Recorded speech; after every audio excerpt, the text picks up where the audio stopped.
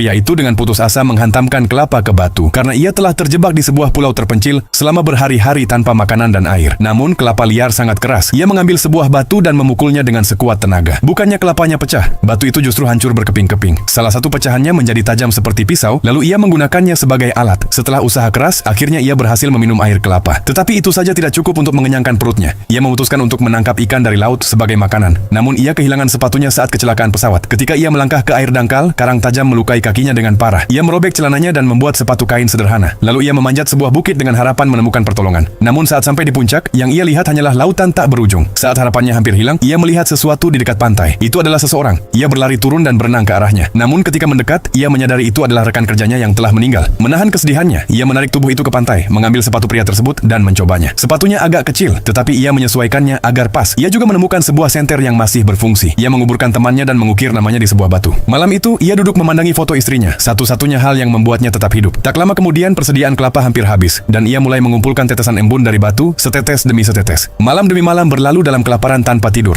Tiba-tiba, ia melihat cahaya jauh di tengah laut. Itu adalah sebuah kapal. Ia berteriak kegirangan, tetapi kapal itu terlalu jauh, dan tak seorang pun mendengarnya. Keesokan paginya, ia berencana menggunakan rakit penyelamatnya untuk mencapai kapal itu. Namun ombak besar menghantamnya hingga tenggelam ke dalam laut. Rakitnya bocor dan kakinya kembali terluka. Ia merangkak kembali ke perkemahan, tetapi kini bahkan embun pun telah mengering. Tanpa pilihan lain, ia melihat kotak-kotak kiriman yang terdampar bersamanya. Kotak-kotak yang selama ini ia hindari untuk dibuka. Akhirnya ia membuka kotak pertama. Di dalamnya ada beberapa kaset video. Kotak-kotak berikutnya berisi benda-benda tak berguna. Sebuah bola voli, dokumen perceraian, dan sepasang sepatu roda. Namun ketika ia melihat tepi logam tajam dari sepatu roda itu, ia menggunakannya untuk membuka kelapa dengan mudah. Kotak lain berisi gaun panjang. Mungkin bisa berguna. Kini tinggal satu kotak terakhir. Saat hendak membukanya, ia melihat simbol sayap tergambar di sisinya. Ia berhenti, berpikir mungkin sayap itu melambangkan harapan. Jadi ia memutuskan untuk tidak membuka kotak tersebut. Dengan sepatu roda, ia memotong gaun itu menjadi potongan-potongan dan membalut lukanya. Ia lalu mengubah gaun tersebut menjadi jaring ikan dan menggunakan tongkat tajam untuk menangkap kepiting. Namun memakan makanan mentah terasa menyakitkan. Jadi ia membutuhkan api. Ia mencoba menyalakan api dengan menggosokkan kayu seperti cara kuno. Ia bekerja siang dan malam hingga tangannya berdarah. Tetapi tidak satupun percikan api muncul. Dengan marah, ia melempar bola voli itu. Namun setelah tenang, ia melihat bekas telapak tangannya di bola tersebut. Itu memberinya sebuah ide. Ia menggambar wajah tersenyum di bola itu dan menamainya Wilson. Di pulau yang sunyi itu, pria tersebut akhirnya menemukan sahabat pertamanya.